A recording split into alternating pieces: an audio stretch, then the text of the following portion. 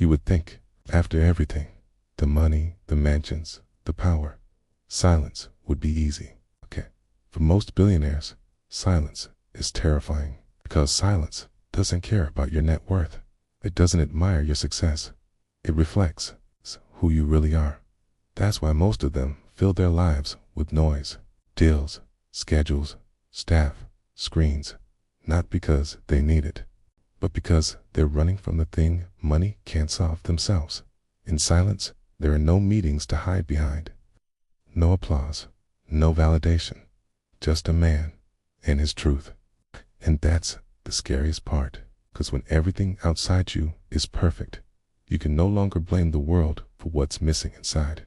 But something happens with time.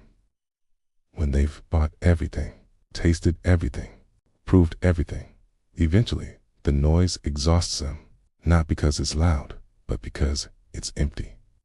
That's when they begin to crave what they once feared: silence. They start waking up earlier, not to work, but to watch the light change. They stop answering every call, not out of ego, but out of peace.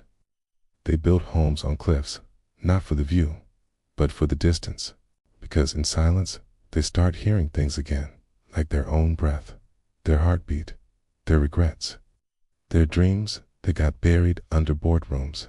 And then, slowly, they begin to fall in love with it, with the space, the slow pace, the freedom that doesn't come from owning things, but from not needing noise to feel real. They begin replacing chaos with calm, flash with presence, power with depth. And for the first time in years, they feel human again.